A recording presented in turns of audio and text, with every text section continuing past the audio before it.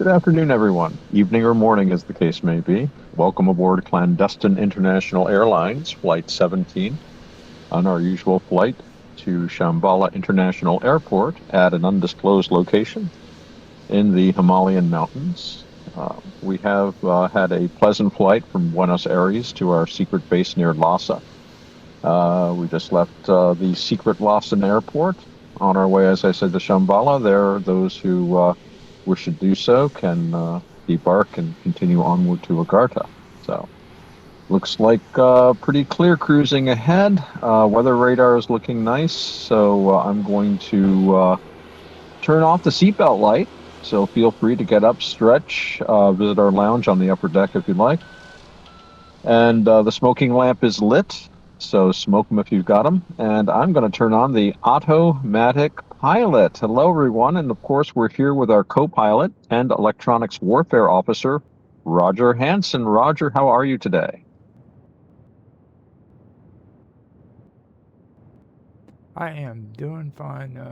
Today I was able to get everything set up so that we are live streaming on Odyssey as well as on Patreon and YouTube. On Odyssey.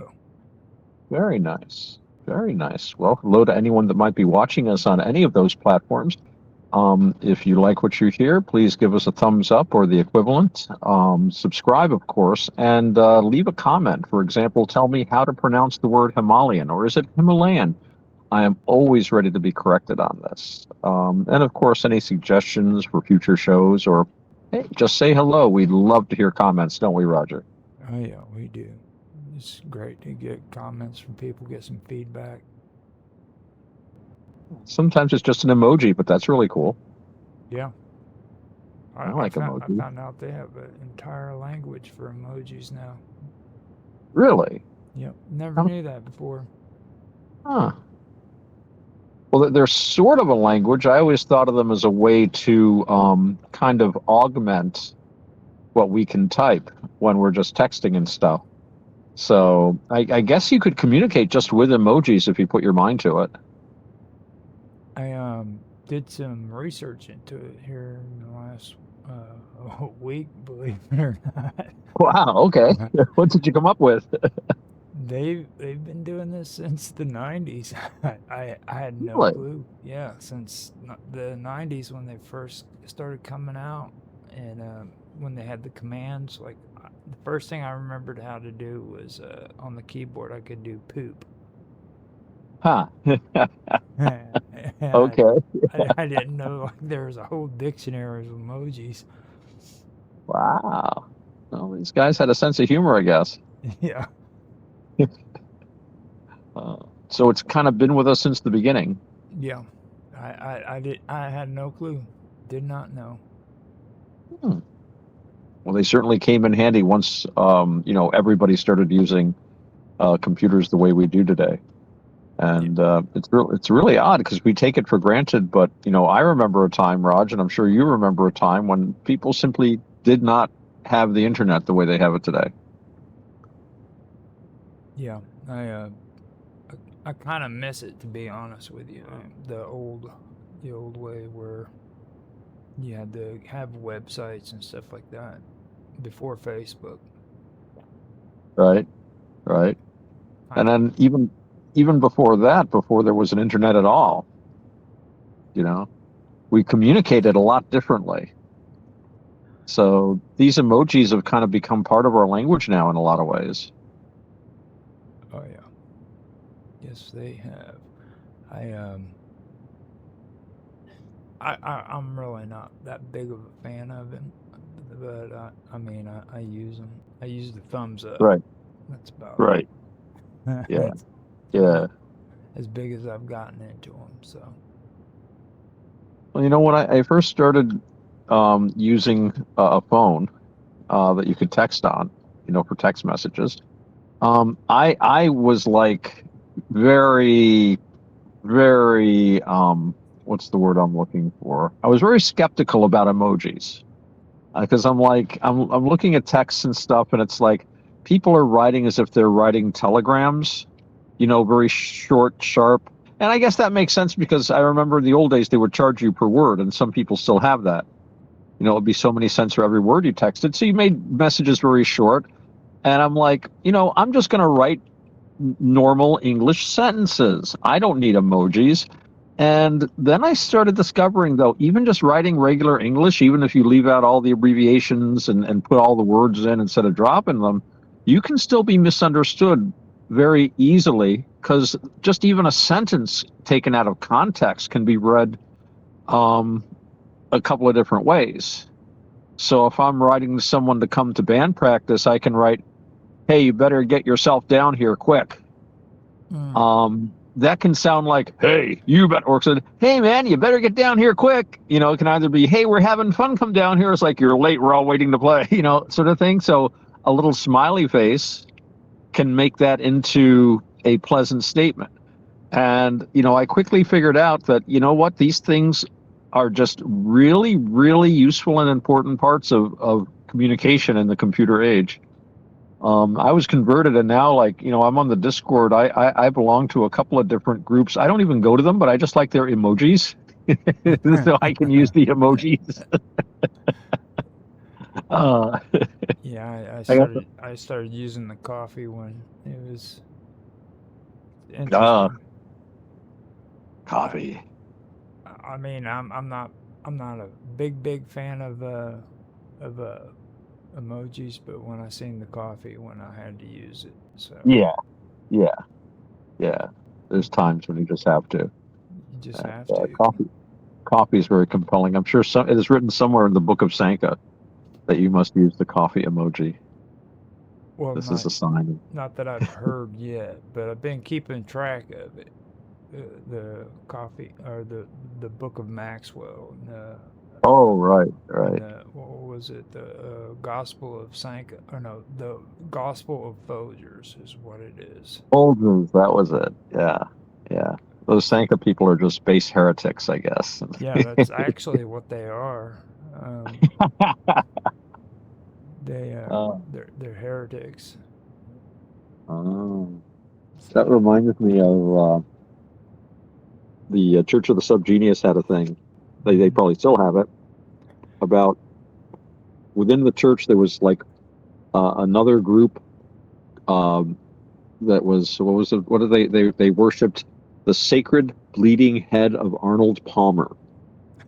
Wow. And their ceremony was, and I was actually at a head launching ceremony once. They would call it launching the head, and what they had was they had this tiny little brass head that looked like Arnold Palmer, and it was off some kind of golf trophy or something that somebody had.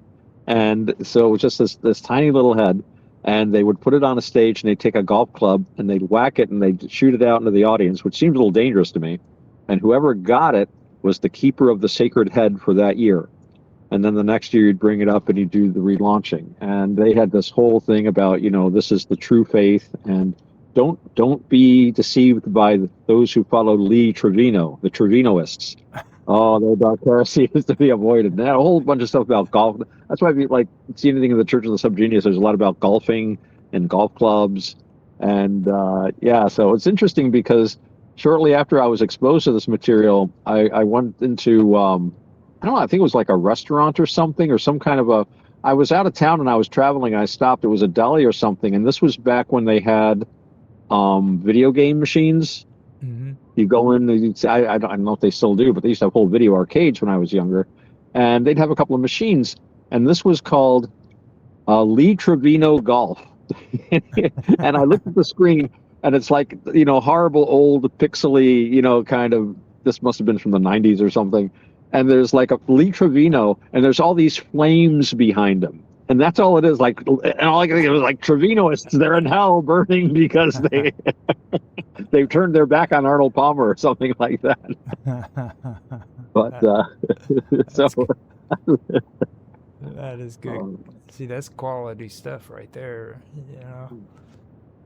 well, I'm sure they all drink the Arnold Palmer tea now that's out. You've probably seen that. Yeah. Well, from what I've learned about the Sanka thing is like that is those are Atlanteans who actually, Oh, the Sanka, the Sanka crew, they're Atlanteans, and the reason why they're called Sanka is because the island of Atlanta sank up. Thank. That's terrible. Yeah, it is. It's like the worst That's pretty dad bad. joke. I remember that one. That's a dad joke from way back when. Wow. That's a good one. That's a good one. So It's so awful. It's good. But it comes close to the Christmas shirts. You know, the Christmas sweater thing. the Christmas sweater, Yeah. which says, Have you not heard about the new trend of Christmas sweaters that are coming out now? Where you "Oh, now it's not even June yet." I'm yeah, not thinking about Christmas, but tell me more. like there's a trend now where you have to wear the ugliest Christmas sweater that you can find, like, and it's got to be decorated with a bunch of weird red and white stuff. So it's really horrible, and they're wearing them Huh. on Christmas Eve. I've seen a lot of horrible Christmas sweaters over the years. One could usually count on one's older female relatives to send you at least one. Yeah, When I was younger, horrible things with candy canes, red and white and green, and yeah. sometimes sparkles on them and stuff, or reindeer. And of course, you were expected to wear them at least once for a photo, before you like hopefully just hit it in the back of the drawer in the hopes that everybody else would forget about it. Yep. But are these like extra ugly? I mean, do they have like the Grinch on them or something? No, you pretty much described them to a T. No, But I'm glad that I'm glad they're not too bad. Tentacles on them or something. But now they do it oh, intentional though. It's like wow, it's intentional. Like they literally go out looking for ugly Christmas wow, tree sweaters. Yeah, wow. Hmm. it's a nightmare. You We know. live in a culture of extremes. We really do.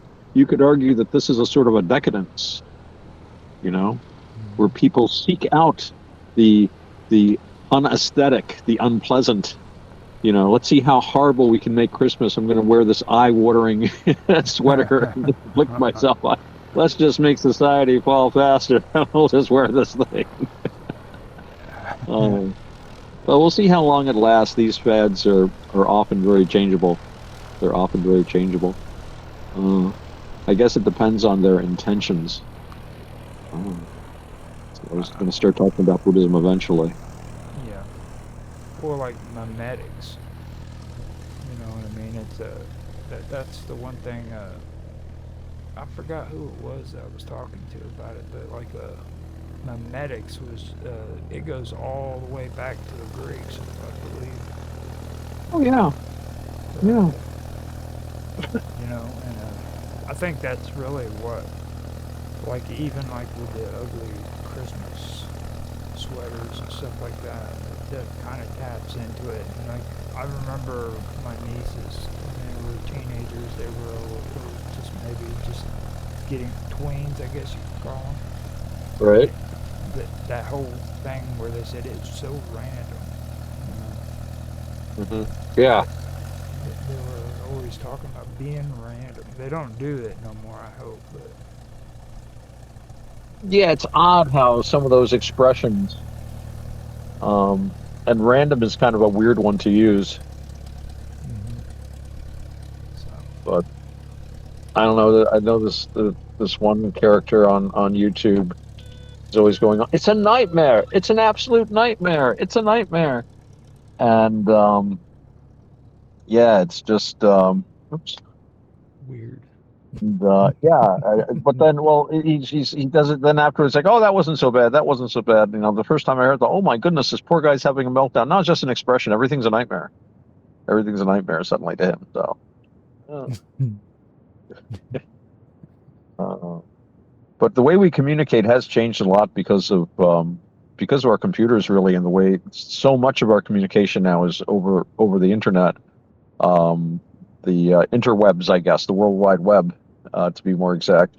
And because Mark's not here except in spirit, we know Mark, in a sense, is looking over our shoulder, Mark Edworthy, and he wants us to speak accurately about things. So yes, the World Wide Web is the way a lot of us communicate, and sometimes we'll do the majority. I'll spend more time talking to people or texting them online than I do with people, in the real world. So it's funny because you start when you talk to people in real life, you start talking almost like you're on the internet sometimes. I mean, I've even had people say LOL to me in the speech. And, one of the things they used to tell me is, don't talk as if you're online. Internet speak, leet or whatever, internet speak is not for like normal conversation with people. But you spend so much time typing out LOL that I've actually heard people say, like in conversation, LOL.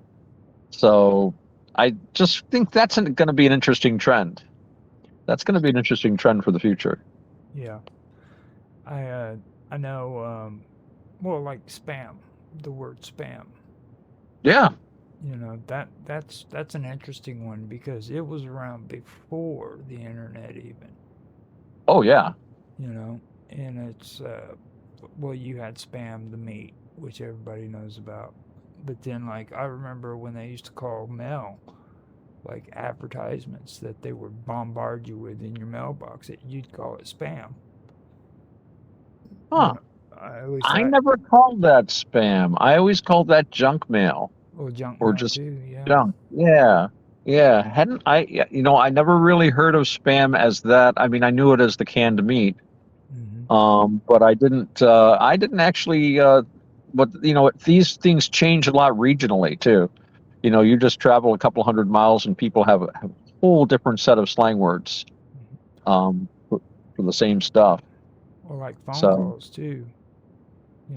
When well, today they got those flat phones, and I just found yeah, out recently they tag it with potential spam calls.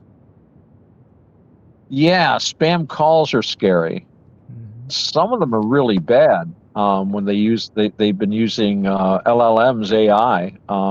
I read an article not long ago. A guy was talking about he was writing about these spam calls, and he was saying he got one, and he got a call, and a voice that sounded like his wife said, "Honey, this is your wife. Our son has had an accident. We're at the hospital. They won't take our insurance. Can you please send me $500 right away?" And it looked like it came from his wife's number, and the message sounded like, so he said, well, where are you? And it's like, just send me the money right away. I just need it right away. Our son needs it, getting stressed. Like, well, listen, you sound like my wife, but I'm going to call you back.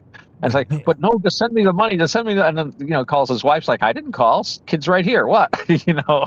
And so the AI even had a voice that sounded like his wife.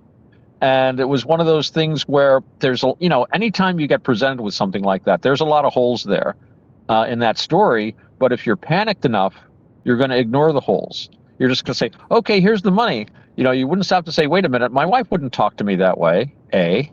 Yeah. B, wait a minute, the kid's not out. They weren't going anywhere today. Or, you would start thinking things out. And I think he even said, what's our son's name? And she just said, look, just send the money, kind of deal. Yeah. And usually with these things, if you stop and think a minute, like when I got that wonderful email, one of my earliest spams was from this Nigerian prince that wanted to give me several $billion. If only I would give him all of my banking information, my social security card, and send him $500. I'm sure that. And I kind of read that and I was like, I'm sending a copy of this to the Nigerian embassy and just forget about it after that, which is basically what happened. It seems odd that they're coming out of Nigeria so bad too. I mean, all of them are, and they've been doing that for a while now. I remember back in like the 2010, 2011, first hearing about them, and they still keep coming. You know what I mean? Oh yeah, I saw a thing. It was a few years ago. They arrested some guy for pulling the Nigerian prince scam, and it was in Florida man, I think. So that's not a surprise. but they said he had taken in like $250,000 on that. And all I could think of is like, there's that many people that believe that. Mm-hmm. I mean, man, talk about something for nothing. And the other half of it is, and it's always interesting about these con games. So very often, if not most of the time, these cons work because the person who is conned thinks they're conning someone. Yeah. So if I go to you and say, hey, help me break the law of this country, I'm going to illegally transfer a lot of money out. That's okay. It's a gray area and you're out of their jurisdiction and you'll get $1 billion. And instead of saying, wait, this is illegal,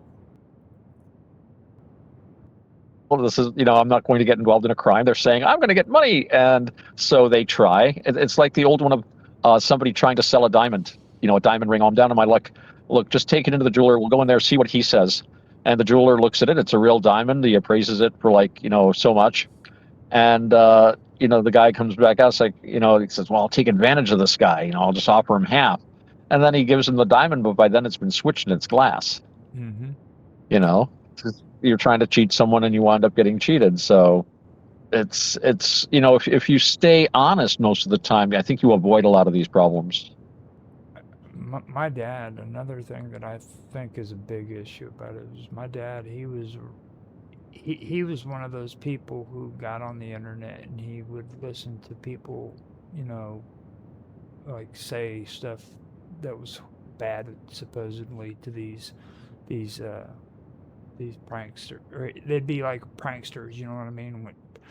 When somebody's trying to catfish you on Right. a phone, you start acting ridiculous. You'll see the videos all over the place, and he caught on to or he started liking that stuff, and then he thought he was playing a game when these people were calling him, and Uh-oh. I kept telling him, I'm like, don't do that. You start getting caught up in that kind of stuff, then you're in trouble. You know what I mean? And it's not. Yeah.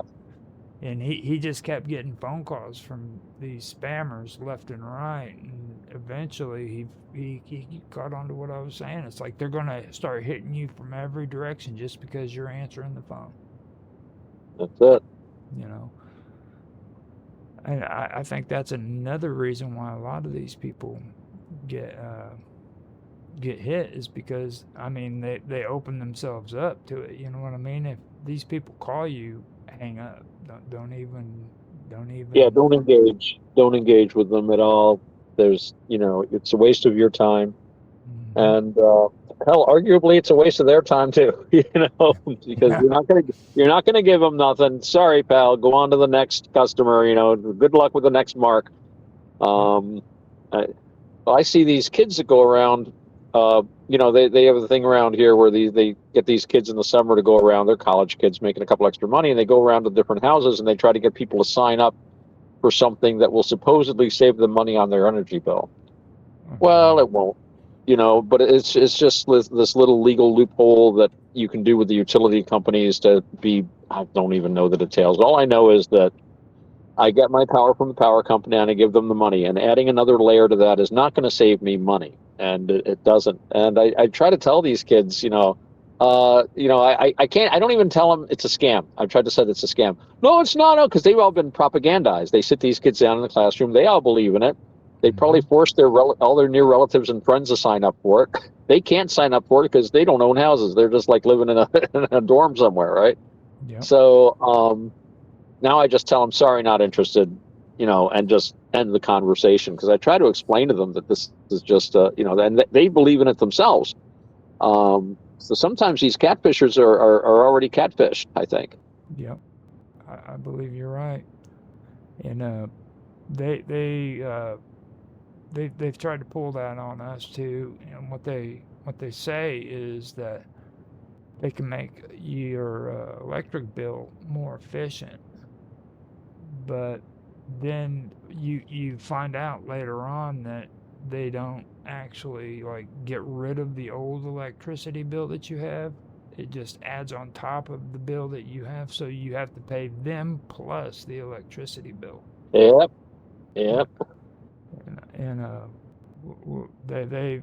they'll literally call you on the phone and say that you'll save money. Yeah, it's terrible. It's It's terrible. horrible. It is horrible. So yeah, I've dealt with those guys too. They're just hang up on them. Well, I think I told the story, and of course, I always tell my stories again and again. But I don't know if I've mentioned to you or on the show about I did do some time as a telemarketer Mm-hmm. when I would sell things on the phone, and everything was honky dory. The way they do that is interesting because you've got like a bunch of leads and basically a list of people to call, and you go through the list and you make X number of sales. I mean, if you call enough people, you will make some sales, and everybody's happy. Well, you still have that list, so you go through it again and you try to squeeze every sale you can out of the list until you meet whatever quotas that they've got that the telemarketers have promised to the people that they're selling this for. Um, and I think I might have told you I was involved in one of these places, and everything was going fine until we got down to like we were having trouble generating sales. So they were encouraging us to tell lies. And I said, I can't tell. I said, well, no, no, basically they would hem and haw, but there, for example, the guy I would sit next to, he was making sales left, right, and sideways because he would just lie to people, Mm-hmm. and they'd even get complaints later. And I remember one time they kind of said, hey, you better stop doing that. Here's your bonus, by the way, for all the sales. You see, because the telemarketers didn't care if after they made the sale, the person complained or even returned it or even got a refund because they were paid solely on the number of sales. Mm-hmm. And these are all bean counter decisions. And I'm sure that the company that signed this contract with them figured that we're going to get X number of sales and X number of returns from those sales. So the feelings of the people involved were not taken into account. But when they started pressuring me to tell lies, I quit that job, and I just did not feel I could do that. And when I was handing in my ID and stuff with the security people in the building, I said, no, no, I'm not. I resigned from there, and they were like, why? We always liked you coming in. What was wrong? And I said, and I hadn't thought of it, but I just said, well, they wanted me to lie, and I think that was really injuring my soul. And I didn't know how people don't always react well when you start talking about the soul, but that was the Yeah. only way I could think of to say it. And it's like, yeah, they're paying me money, but it hurts me inside, and I can feel it, to deliberately tell lies to people like that. And yeah, I walked away from that job. It was an interesting 4 weeks, but of which 2 were training weeks, which was pretty good because they paid me to just sit around and be trained, which is I'm happy to do. Mm-hmm. But yeah, once they started with the lying, and then especially when I saw that the biggest liar in the room was the one that was getting all these bonuses and pats on the backs and things. So I'm like, that's not a good place for me. I've tried it twice, maybe 3 times actually, Oh wow. maybe. And I just yeah I was the same way. I couldn't handle it. Plus the script. They'll sit you down in front of the or in a booth, and they'll have a script sitting in front of you, and they want you to follow that script, and all you gotta have to do is listen or read that script, and you'll quickly catch on. You know what I Yeah. mean? About how bad they're lying and stuff, and it always bugged me. You know what I mean? One was even about selling tools, and I mean I come from a family of basic rednecks, so I know pretty much all I need to know when it comes to tools. And these guys are like selling these tools that I know are junk, and I was like, no, I can't do this no more. I think that was the last one I did. Oh, so I dropped out there for a second. Oh, it's fine. I was. Well, you know tools, you understand tools. Mm-hmm. Well, I not as Yeah, I good. dropped out briefly, but I don't think I lost much. Okay. Yeah, I don't. I'm not like an expert at it, but at least I know how it works. The workings behind it all, and they were having us call people up and try to solicit sales for these tools and stuff, but it just after a while, it didn't work out that great. So That makes me think of intention. I talk about intention a lot on here, don't I, Roger? yes, you do. I do. I came across something very interesting about intention, and that is that intention is really how you have to judge your karma or karma. And in fact, karma is intention. That's one of its definitions. Intention is karma. Karma is intention. And no actual physical action is in itself morally right or wrong, according to Buddhism. It is your intention about the action. So if you're making some phone call to someone and you intend to tell them the truth about something and you make a mistake and tell them a mistruth, a lie, um, you didn't intend to do that, so there's no fault to you. But if you know that you're telling this person this and you have the intention of selling them something that they probably don't want, even though you might say the same thing, that makes everything very different, very different. And I think part of it too is having the awareness of what you're doing, because we do a lot of things absent-mindedly. And you're talking about looking at that script, Raj, that they gave you to read, and talking about how when you read it you could understand what they were trying to do. But I would wager that a lot of your coworkers didn't even get past, they would just read the script and not even think about what they were doing. Yeah, most of them didn't even care. They didn't even have a care in the world. It's just read the script and then this comes through, and at the end of the day they clock out or whatever, and then you get your paycheck at the end of the week. Right. And right, so in a sense, their intentions were limited to themselves, instead of having intentions taking into account what might happen to other people. Right. So that's kind of an interesting way that we can be enslaved, I think, by the system. Well, it kind of goes back to what you were talking about with desires and cravings and stuff. You know what I mean? It just when people start forgetting what the difference is between their wants and their needs, they start doing things that they wouldn't necessarily do in when they were younger, maybe.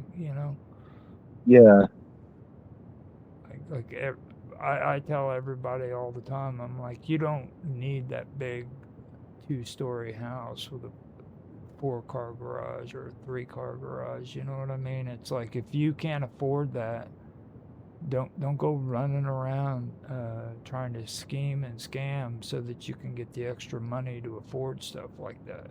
I mean, there's right. there's fixer uppers you can buy, and Right. that's There's other alternatives. Well, that's a good point, because Raj, when people have that mindset, when they're in that, they take on this identity. It's like in Buddhism, becoming, right? They take on this identity of, I have to have the big house, I have to have the new car, I have to have the biggest TV they make.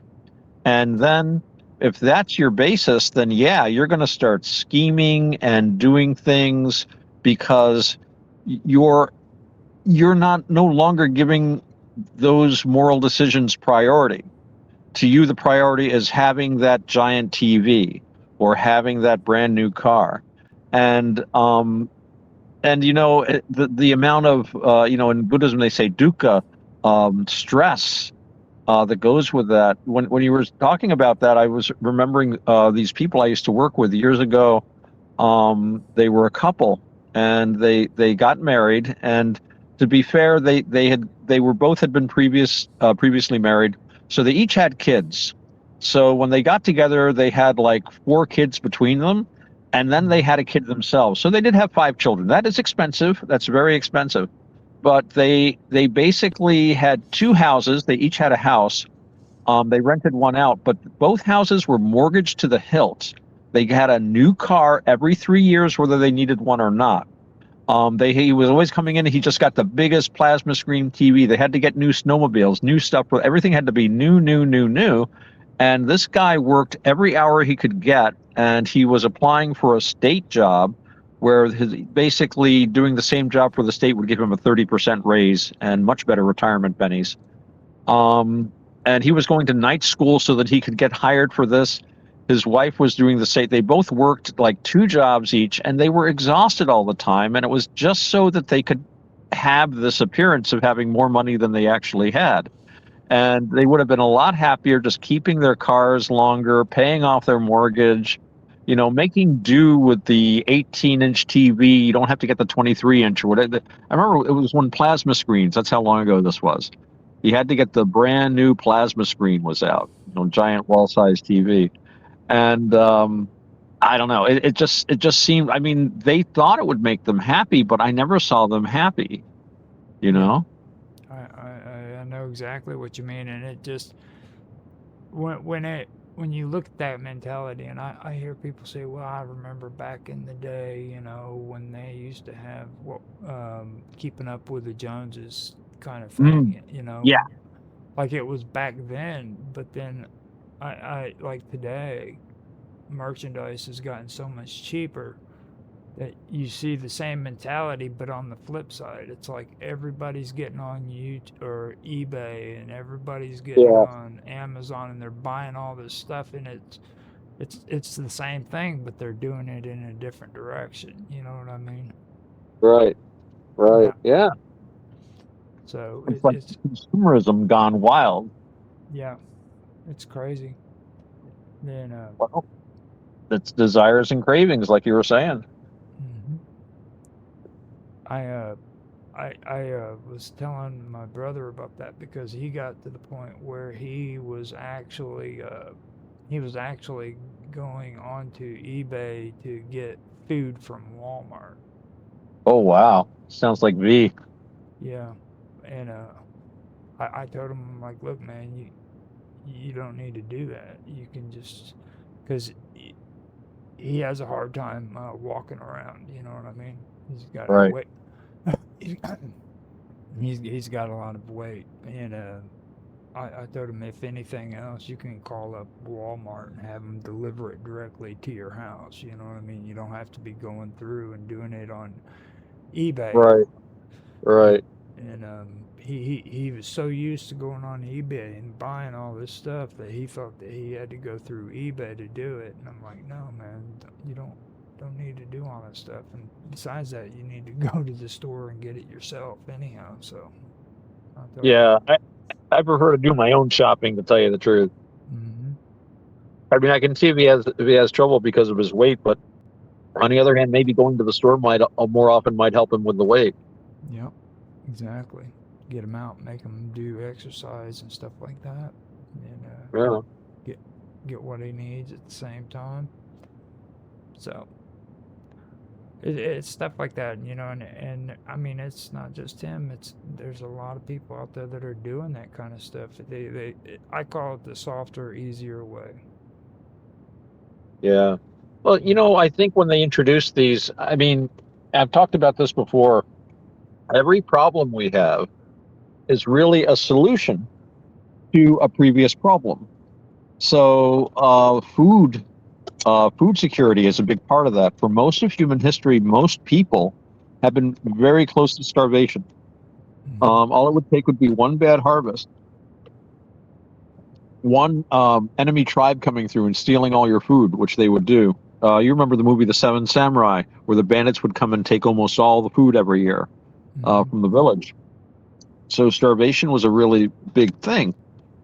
We engineered techniques. Richard Nixon was actually one of the people behind this. The idea was to create always have food for Americans. He saw the riots going on in the Soviet Union at the time when they had wheat shortages. We even sent the Soviet Union wheat at one time in order to keep their government stabilized, because even though they were the evil empire we were fighting, we figured it was better to have their relatively stable government in power than who knows what kind of maniacs might take over with all those nuclear weapons, right? Hmm. So, yeah, so food security was a big thing. So Nixon, as I recall, invested heavily in corn. He worked a lot with the Archer Daniel Midlands Group. You might have heard of that. No. ADM, Supermarket to the World. Oh, Major food agribusiness company in the United States. They were. I could go on about Archer Daniel Midlands and Nixon for quite a while. I'm not going to. But anyway, so here in the States, we have a case where instead of the poorest people being almost starved, the poorest people are really overweight a lot of the time. And because the food security is like the worst kind of food, the cheapest food you can buy are like Little Debbie snack cakes, starchy stuff, carbohydrates, sugar, soda pop, which is just sugar and water. And you could just buy a 5-pound bag of sugar and eat that every week. It would be a lot cheaper, and you would get as much. So, no one in this country is in danger of being really hungry as such. I mean, I'm sure some are, but compared to most of history, where you would have people just starving, not that long ago, really, 19th century, the potato famine in Ireland, where people simply starved to death and died to death from starvation. Friends of mine that have lived in Southeast Asian countries, you can see it there to this day. So we've got this system where it's not so much you're starved of food, but you're starved of nutrients. You're starved of the good things that the wealthier can afford, the balanced meals and stuff like that. And it's not really necessary because, it wouldn't take much. And I think we've made strides because more and more people are aware. I think we are as a whole eating better. We know more about vitamins and exercise. I think we don't all take advantage of it. But even just that little bit of knowledge helps people make a wiser decision sometimes. But yeah, it's a very odd situation we're in as far as that sort of thing goes. And yeah, desire, because we desire the sweetness, we desire the tasty foods, we crave them, and so we cling to the idea of them. And when we don't have them, we get upset. So we go out and get them and we eat them, and they're not good for us, really. They're not good for us. I generally don't eat that kind of stuff much anymore. But if I'm somewhere out occasionally and for some reason or other I eat like one of those horrible Little Debbie cakes, oh my goodness, I'm just ick. I'm sick. I'm just sick to my stomach afterward. I just can't eat that stuff anymore. right.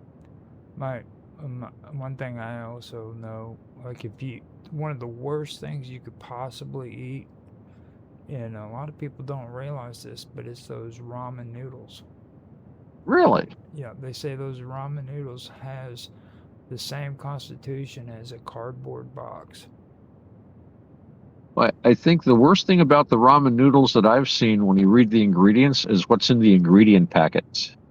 Oh yeah. Because man, it's beef broth and then like 10 other things, and soy and this chemical and that chemical and stuff. I don't think the noodles are nearly as bad for you as the seasoning packet, personally. You just start reading read the noodle ingredients. Okay, noodles, wheat, starch, da da. Then you get down to the ingredient packet. I'm like, oh my goodness, what the heck is this? What planet is this from? Uh, no, Oh ramen noodles are very popular too. yeah. It's like a delicacy in the Orient. They and I found out that like hot dogs come from India. Really? Yeah, they're the ones that first Oh, started coming out with the whole concept of hot dogs. really? Huh. I did not know that. I didn't know that either. Darn clever, those Indian people. That's pretty good. Hmm. Oh, really I, g- cool. I would have said Germany. I was really surprised when I found out that they actually have delicacies in their like foods where it's just like little pieces, like chopped up hot dogs, little small wieners. Huh, neat. I did not know that until I'd say Huh, within the last 2 or 3 years. I know I found out about it. huh. But Well, I remember reading about talking about chopped up little wieners. I remember reading about, I think it was a Chinese dish. where it's like you have like a plate, and the plate is divided up into like 100 little boxes, and they're just like one bite of a different food. Maybe not 100, but like all these dozens of little boxes. So you have a full meal, but every bite tastes different. That's interesting. That It really would is. be really pain in the butt to make, but The thing that gets me about like here in the United States is like everybody always talks about how we're going to like put a ban on China and we're going to put a ban on this country and that country and like when you go on to like Ag Day or some kind of agricultural um, show, you'll hear about the agricultural trades that are taking place internationally, right, and uh, and every time I watch it, it's that they pretty much say straight up that they've done this amount of trade with China. You know, yeah, yeah. um, like people don't realize like there is no way that we can literally survive with it without doing trade with China. China and I believe it's Brazil. Brazil or Well, go ahead. Sorry. what's interesting about that is a lot of the trade is not so clear cut. So you can say, well, I don't want to trade with this or that country. And of course, countries, ever since there's been trade, there have been trade restrictions. And trade restrictions boil down to money. And governments like to control trade because they want to tax trade. And merchants inside of one kingdom might not want foreign merchants coming in and undercutting them and this and that. So governments have always gotten involved in trade. But when you say, well, we need to trade with Brazil or not trade with Brazil or China or, the Netherlands or whatever country you want to say, um, that doesn't mean you're not going to be buying their products because they trade to other countries and other countries trade with them. It's not just one country you're trading with, you're trading also with all the different countries they trade with. And they trade, and many of these countries also trade with you. It's really kind of an interconnected web. In fact, it reminds me of the Buddhist concept of dependent origination, Mm-hmm. which we've talked about before. And that's always been a very interesting concept. I can't pronounce it well. Paticca Samuppada. Um, and it's what's interesting, and this is kind of an illustration of that because I know when you look at like Orthodox Buddhism talking about this, it's usually, and you know this, Roger. We've talked about this before. They come up with these links, and each thing is linked to another thing. Ignorance is linked to this, and passion and desire and clinging and so forth.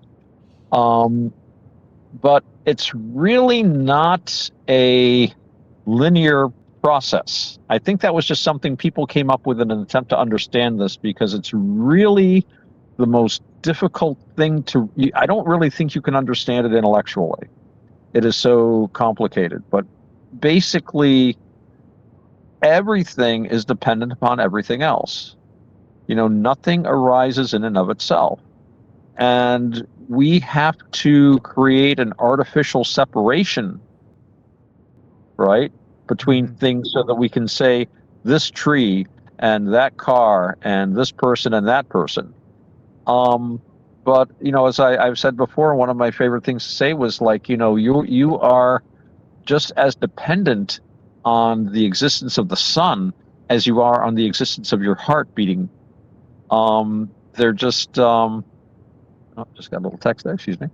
Yeah, so everything is dependent, and when the Buddha said this arises, that arises, right?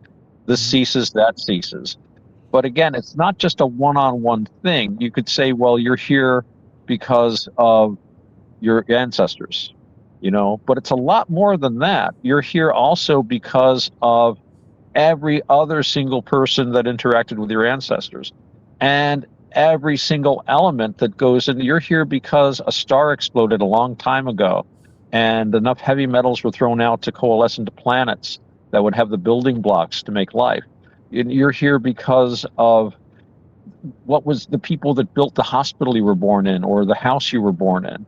Yeah, and they all were dependent upon everything. So it's like my friend Panyabasa has talked about this in the past, and he uses the old it's kind of a Taoist idea of the uncarved block. Mm-hmm. If you know about the uncarved block, and he talks about an uncarved block of stone, and inside that stone block there are an infinite number or nearly infinite number of different statues, and they're all there in the block.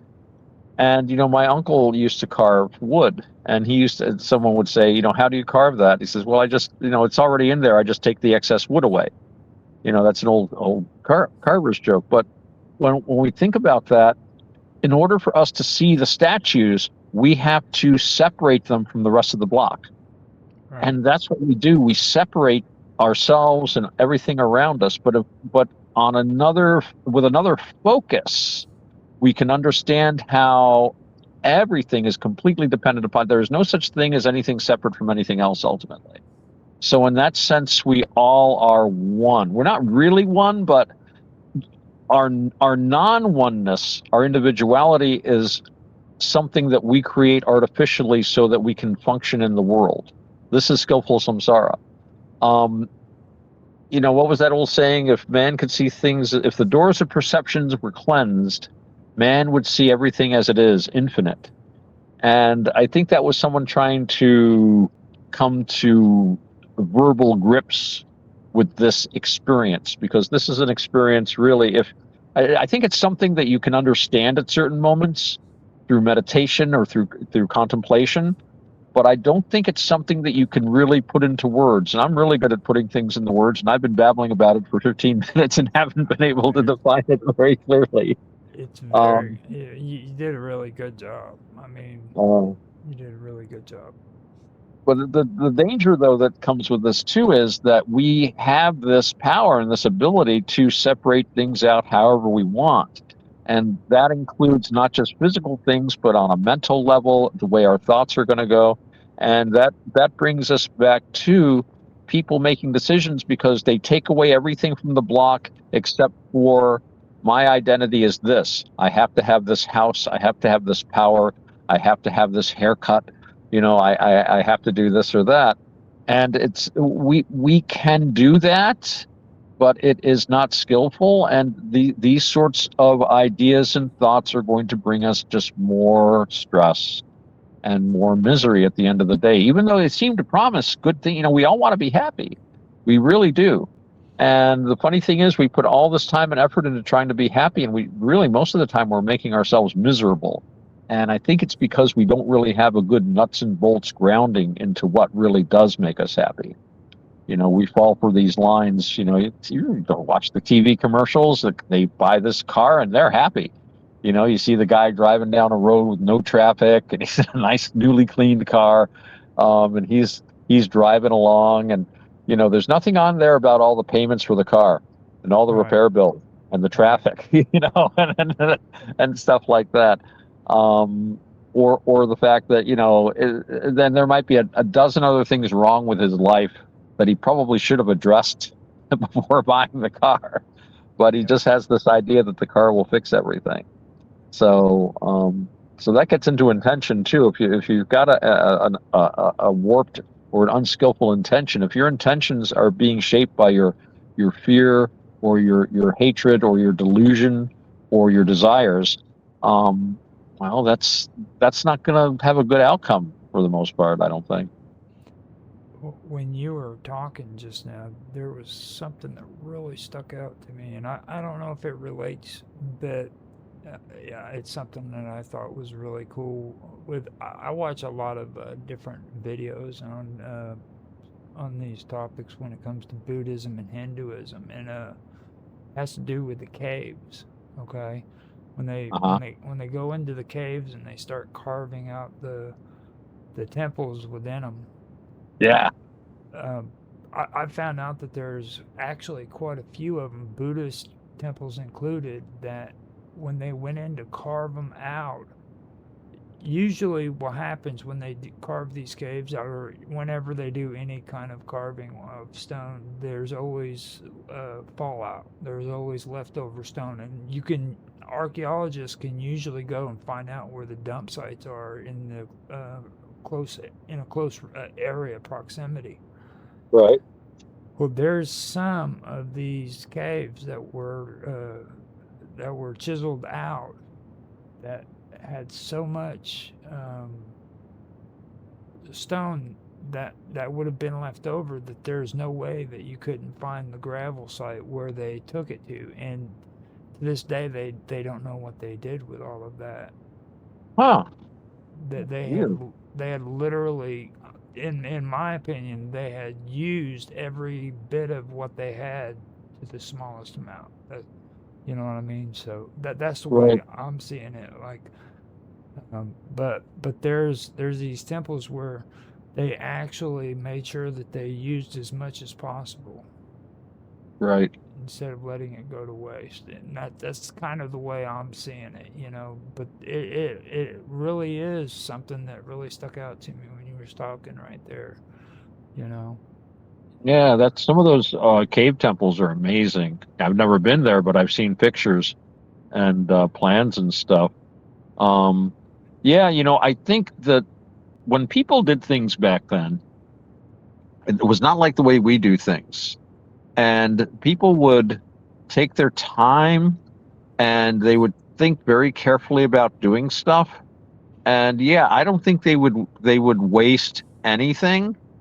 Especially since back then, you didn't have power equipment.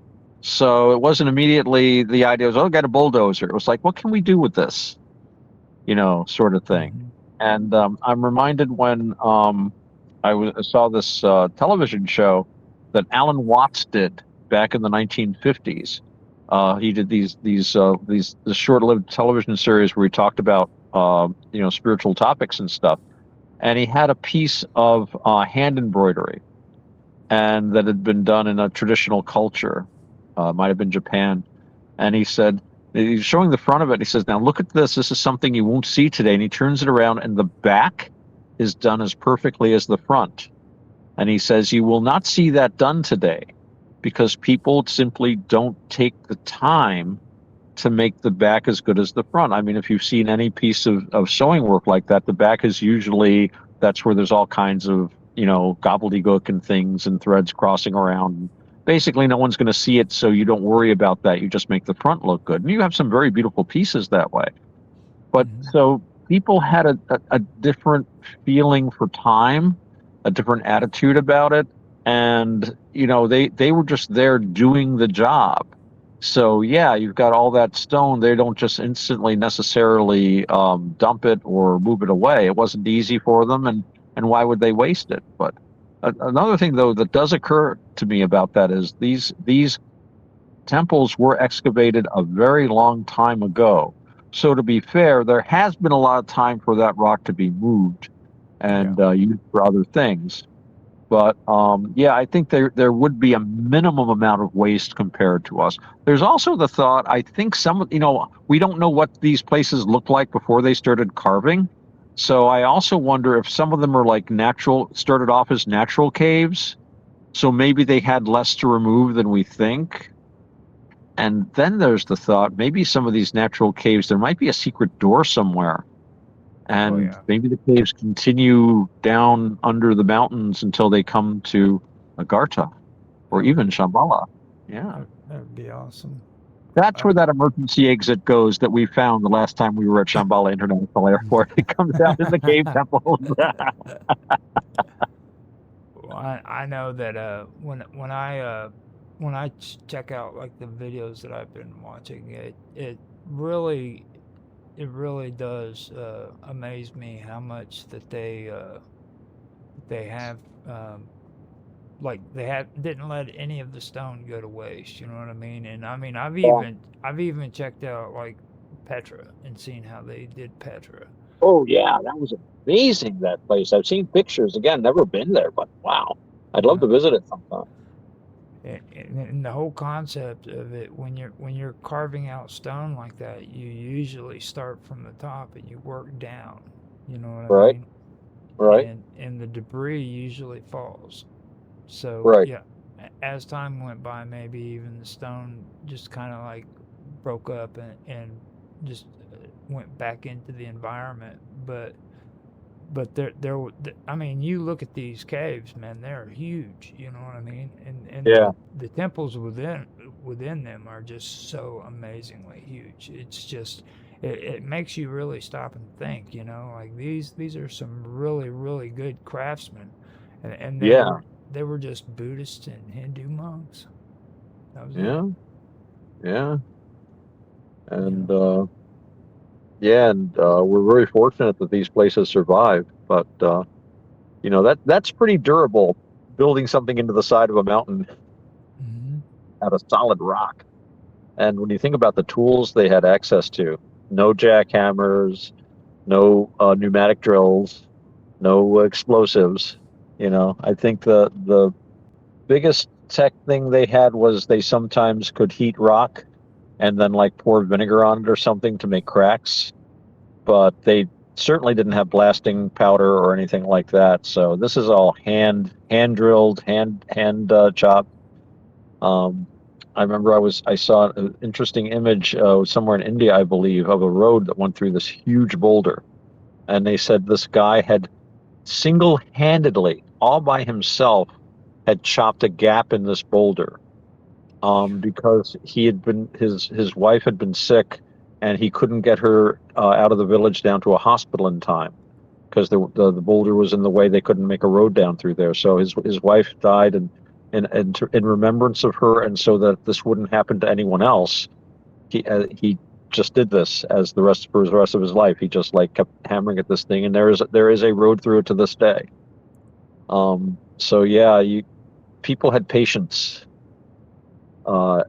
back then. We've seemed to have lost that, unfortunately. Yeah. I know one thing I've been trying to do, and I think it's a good thing. I when I get up in the morning, I don't turn on any electronics until I've meditated, until I've had coffee, my pipe, meditated, got my head together, and then I go into the internet instead of just waking up and going into the internet and just having an internet head on. Yeah. I try to approach it with like, okay, now this is real life. I've touched, what do they say, touch grass, right? So I've touched grass. And now I will go into the internet and talk to my friends and do things, but I'm doing it hopefully being a little more alert and aware of what I'm doing because I am just as prone to anyone else to getting up in the morning, being half awake, and suddenly getting all enraged about something I'd never heard of 5 minutes before, and something some guy said in a comment section who I don't know about some subject that I didn't know or care about 5 minutes before, because this journalist said, "Hey, this really sucks, doesn't it?" That's a becoming. That's not being a good Buddhist. So, That's uh, it does, it's scary though because it does energize you. And I actually caught myself doing that. I get up and groggy in the morning. Oh, I got to get to work, and I'm kind of tired, and I'm having my coffee. Oh, I know. I'll go on. I'll get my phone out and take a look at the news, and then I'd like two or three, and I'd be, "Ah, ah, ah, ah," and then I turn off. Like, all right, I'm awake now. Time for work. But that's not a good way. That's not a good way to do that. no, it's not. I like I found out real quick though. I don't need the internet. I've got my brother. That man can uh, drive me nuts, and he does it automatically in the morning, and I have to say, Robert, I need to go and I need to sit out back because I'll go out to the back porch in the mornings when I first wake up to clear my head. For some reason, nature helps me, and when I'm in the backyard, I get to see all the squirrels and all of the cats and all of the you know groundhogs and stuff like that. So kind of helps me out, gets me centered. that's a good program. And you were talking before about meditating. Mhm. with the tree Oh and yeah. the acorns. I go out in my backyard and I scatter bird seed all over the ground. I don't believe in bird feeders because then the big birds can bully the little birds. But when you spread it out over the ground, everybody has access to the bird feed. The squirrels come out and the birds come out and the cats come out to play with the birds and the squirrels. But it reminds you of what's going on. And I saw some mourning doves yesterday, Oh which is wow. interesting. Yeah, and one perched on what's left of the roof on my back room there. He's kind of looking around. Maybe they'll make a nest. I think he or she was looking for a nesting area, maybe. So, but yeah, it reminds you of the real world and Yeah. what's really important. And that's the world we were born into. That's the world we're made for. That's the world we really need to concentrate on. Right. Fun though the internet is, here we are.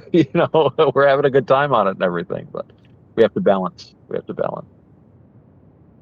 I So, got to see two blue jays get into a fight. It started at my back door and it went around the house up next to the front door, and then they both shot back to the backyard and was sitting by a tree flying around trying to attack one another. oh wow. I did not know blue jays were that aggressive towards one another like that. Oh, it's springtime and they're staking out territories. That's in Buddhism we would say that's a Dhamma lesson. You're sitting back there and you're seeing all the Dhamma explained to you. That's exactly because there you go. They both are craving, right, to have that territory. They're Mm-hmm. clinging to the idea, and so that desire is driving them to violence. Yeah, they're just it's the struggle. They're hungry. They want this. They're trying to feed on things. They're trying to fight off predators. They're trying to be predators sometimes. I Mm-hmm. was at a friend of mine's house once, and we were standing, and he has a big backyard, all very clear, and it's surrounded by trees. And he said, "Hey, look, those birds are fighting." And it was two cardinals, and they were like fighting and tussling, and then finally one flew off into the trees, and the other one chased it, fought with him some more there. Then he came back right to the center of the yard and perched on this little bird feeder he had in the middle of the yard. He just sit there and he just looked in every direction. Going, bah! He made a little call in each direction to say, "This is my territory."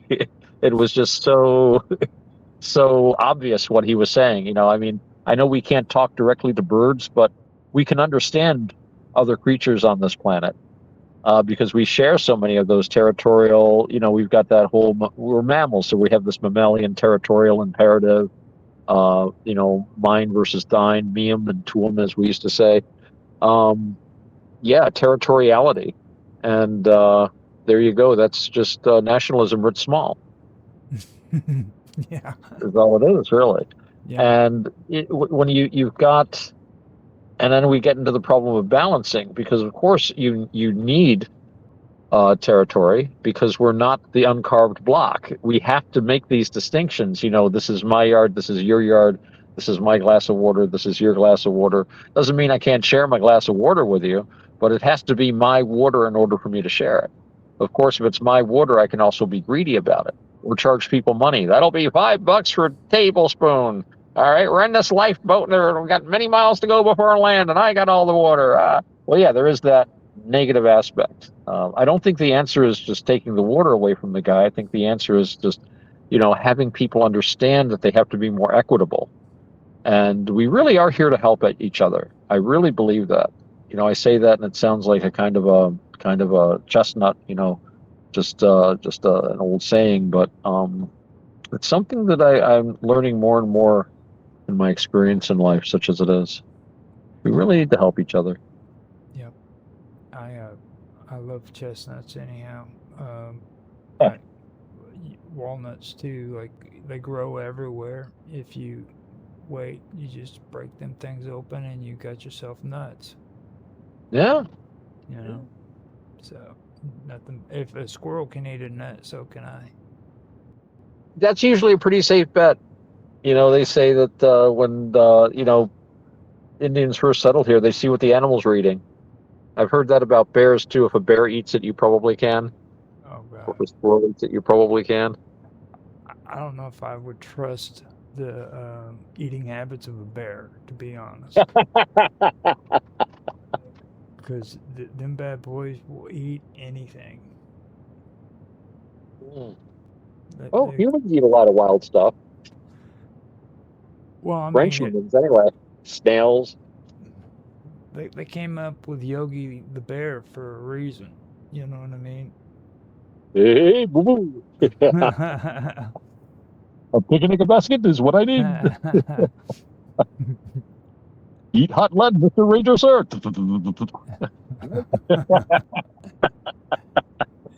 Everybody loved Yogi.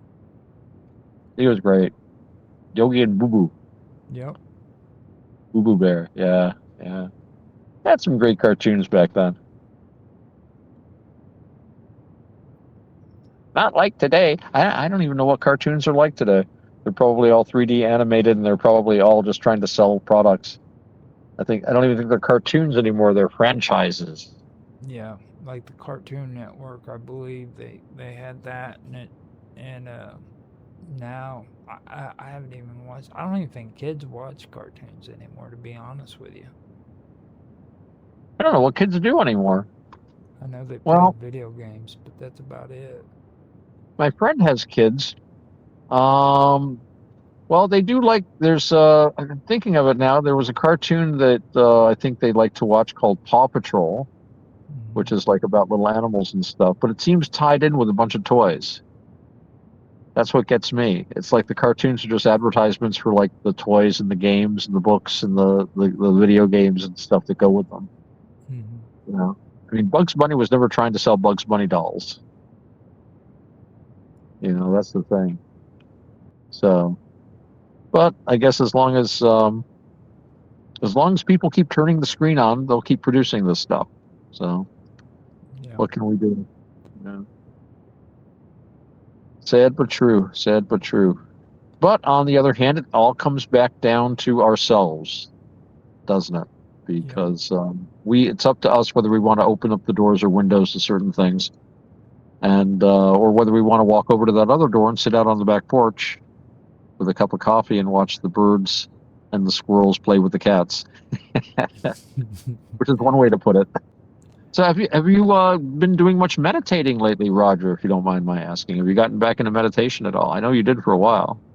I I I did start getting back into it more uh, until just here recently. I've had to do Yeah, a lot of stuff concerning my dad passing away. So I've been I have been trying to get structured more to doing it, but like cleaning the house, getting things organized, and yeah, going through my dad's stuff. It's like it brings back a lot of past stuff. You know what I mean? And it's very yeah. interesting because like with my mom when she passed away, that was a lot more emotional.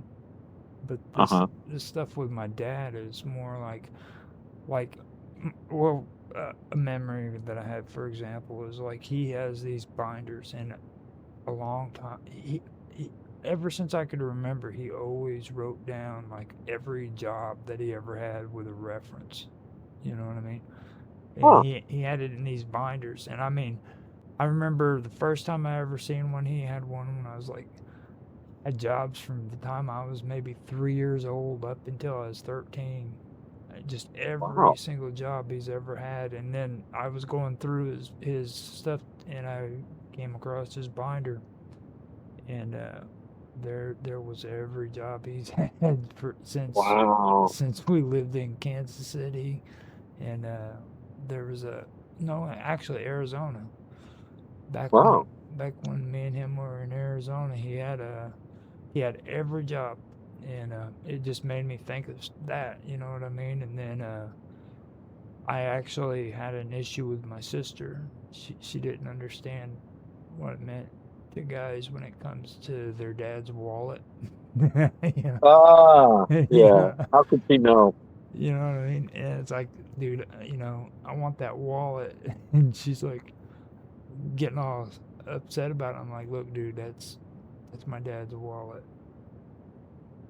It And is. she finally caught on to it, but it took a little while. She did it didn't click in her head, you know what I mean? Just little things like that. Well, when you've got something like those binders you described, and that's really wonderful because I imagine when you open it up and you look and you see the job, it helps you to remember Hmm. and make a connection with your own memory there that you might not have had. Right. It's that's the weird part about it. It's just and like I said, it's just things about my dad. You know what I mean? That have, that I never even thought about. Like every job that he had with us there with him. I could remember it. Yeah. Just it's interesting. It's a lot different. It's a different kind of morning when it comes to my dad compared to my mom. You know, it's Yeah. it's interesting. Well, there's also the fact that, your mom and dad passed away so close to each other. Yeah. And, you know, when your mom passed on, not only was it, it's like it's like a punch of the solar plexus, a punch of the heart, you know. You also were worried about your dad because his health wasn't that great at the time. And you just got, and of course it's mom. Mom is very different from dad. Mom is Hmm. always different from dad. But then you were already down there in that despair, and then boom, you're dead. I mean, how much lower could you go?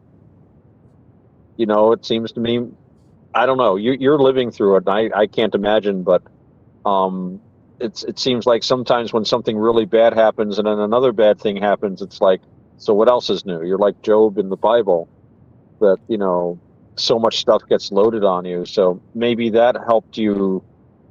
You already had dealt with that shock, so you have a little bit of shock absorber Yeah. built in. But now going through all that stuff, and we were talking about this before about how, to me, when I go through stuff like this, we all go through this. It's like these echoes of the person, and like you're Yeah. saying, you didn't even think of that.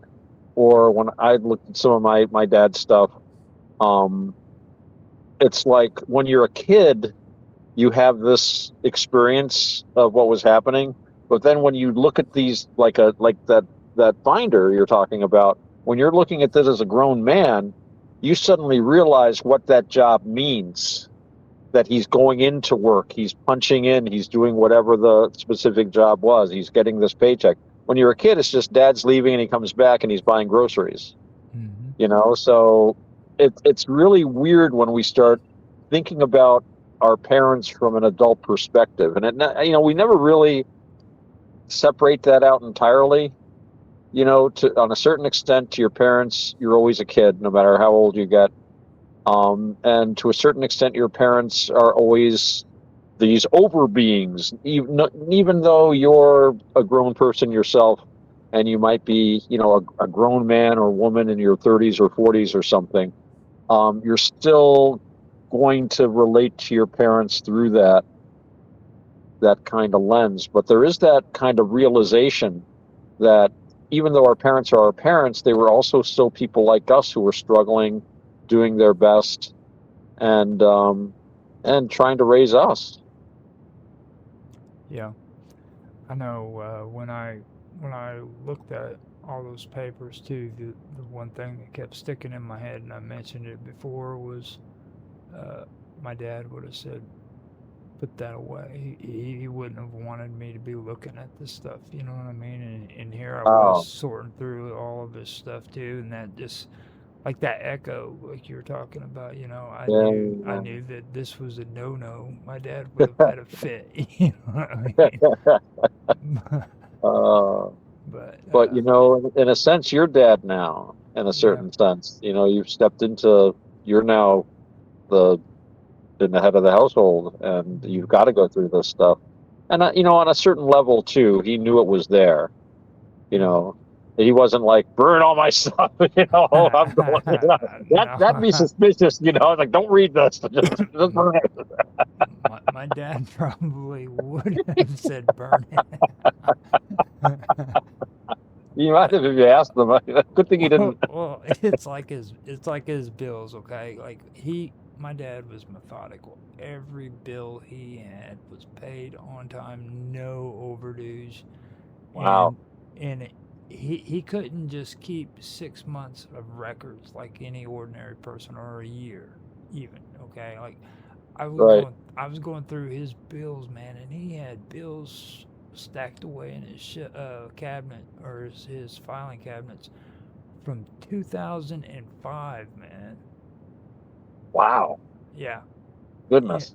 and I mean he wanted to make sure every single money order he ever made, every single check he ever wrote out, every single everything was there. You know what I mean? I'm like, oh my gosh. So, and that's you know, I mean, that's just the way he was, and it just kind of reminded me of that. So, Well, that leaves a really interesting and fascinating record. I mean, for you, I don't know if you could publish it. I don't know if people would like no. line up to buy, but for you, just as a, even the bare bones of these documents, you can flesh in, you can build a skeleton around, you can build around the skeleton, and again, relating to what you experienced because you went through, you've known him you've known your dad all your life, so you've known the guy a lot. That's how he said, yeah, I've known my dad for years. So it's also a really great way to have your back covered when you've got everything you've done. You go, yes, I did. I paid for that. Or nope, you sent me this. And I know there's been times when I wish I had done that. So kudos to your dad. That's really forward thinking. It's been an interesting thing because it brought back memories on just how much my dad was when it come to stuff like that. That was very important to him, and he was very secretive about his money. You know what I mean? Very He did private. Yeah, he did. You didn't go rummaging through his wallet. Just, Right, you know, right, right. Did you he know. did he did he have the wallet all packed with stuff? Oh yeah, oh Yeah, yeah. my dad had this. I was fascinated with my dad's wallet because had all these weird cards and business cards, and of course he had some money in there, but it was just like chock full of things. He used to carry around a photograph in his wallet of J.P. Morgan. Yeah. You know who J.P. Morgan was? Oh yeah. That's my dad, the Marxist, and he would carry a picture. He was a very weird guy. He completely accepted Marxist ideas of like economic theory and work value and the middle class and all this stuff. And he decided that he was going to throw in with the capitalists. But it was okay if the communists invaded and took over, he'd be a commissar because he knew the lingo kind of stuff. So very interesting kind of a guy. Yeah. It seems like that whole generation was very interesting. Just period. You know what I mean? Like their whole way of thinking. It was a weird time because they went through. My dad was in the Korean War, Hmm. and Korea was not like World War II. Even though people fought just as hard, um, it was a very fierce and terrible war in many ways. But it was at a time when things were changing, not only on the world scene, we were stepping into this American empire thing, but also we were seeing the effects of the long range, I guess you'd call it like social engineering that was being instituted at the time, so that the Korean War was acknowledged as, oh yeah, it's the war and this and that, but we don't talk about it much, Yeah. and it kind of got ignored and damped down.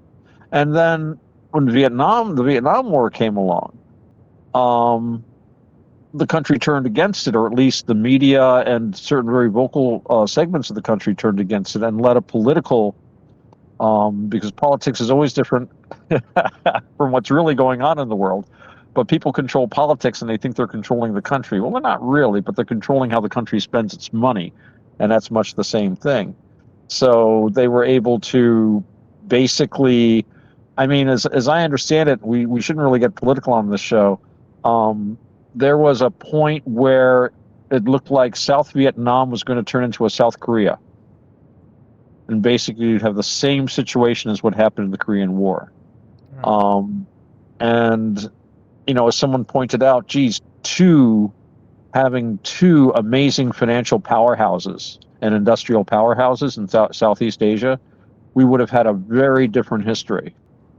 Because you would have had twice as much of the economic output that, South Korea is like, an amazing, compared to, you've seen the pictures from the satellites. You've got South Korea, which is as brightly lit as Manhattan, Yeah. and then North Korea, where it's like the only lights are on at the presidential palace, and that's about it because that's all they have. Yeah.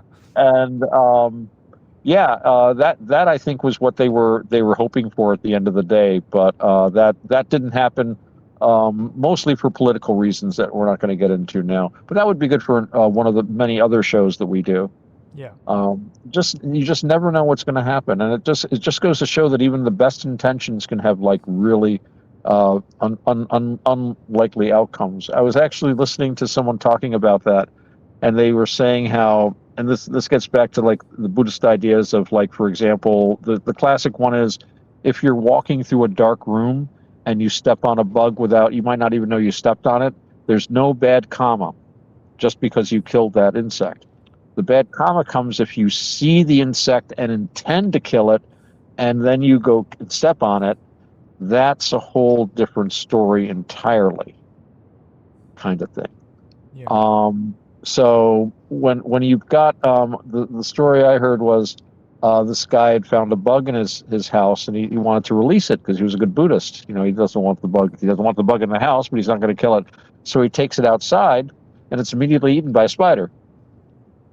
And he said, "Well, I had good intentions, but that was a bad outcome." I'll say, it wasn't a bad outcome for the spider. The spider probably regarded him as a benefactor. Who is this great being from the sky that brings me food? I was ready to starve to death. I was crying, "Oh God, well, I can find a bug. Oh my goodness, look at this. Thank you, Lord." This great Buddhists are wonderful. They give me stuff to eat. Oh, it all depends on who you are. Oh, and with that, Roger, I'm afraid we're getting some signals from Shambhala International Airport. We're coming into their airspace, so I think we're going to be winding stuff up here pretty soon. Let me grab my seatbelt. You better. Before we go, would you like to give your socials so that anyone that wants to get in further touch with you can do so? Yeah, I guess you can contact me on Element Matrix at Roger's Hangout. I'm also involved in the Infinite Imaginarium as well as the Quantum Gathering on the Elements Matrix.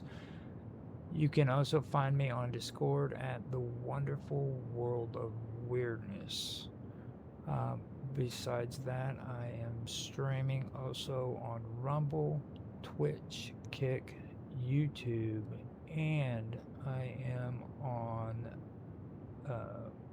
Odyssey at Strange Stories, as well as Live with Roger Hansen, and as well have my own I have my own Patreon too, which is Roger Hansen. So you can check out all my stuff, join as a member for free, and just go on in there. You can even check out the edited versions of this show on there as well. So, as well as other stuff. So that's all I got. You are the hardest working man on the internet, I gotta say. I hope people go and check out all those things. It was hard saying that stuff. Yeah, I was gonna say, whoa. Well, I could be actually found in most of the places that you can find Roger. Certainly you can find me and Roger's Hangout on Teams. I'm on Minds.com as OttoX. I am also at the Element Matrix at the rooms that Roger mentioned, Infinite Imaginarium and Quantum Gathering.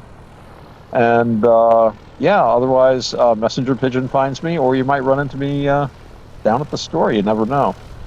All right, I am going to be turning on the seatbelt light. Please bring your seats to an upright position. The smoking lamp is unfortunately unlit. Stewards will be by to collect hash pipes, rolling papers, or any other paraphernalia. We're going to be making our final approach to Shambhala International Airport at an undisclosed location somewhere in the Himalayan or possibly the Himalayan mountains. Please comment if you know how to pronounce that properly.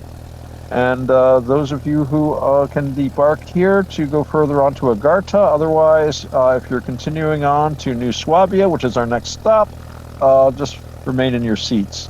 And until next time, thank you very much for flying Clandestine International Airlines.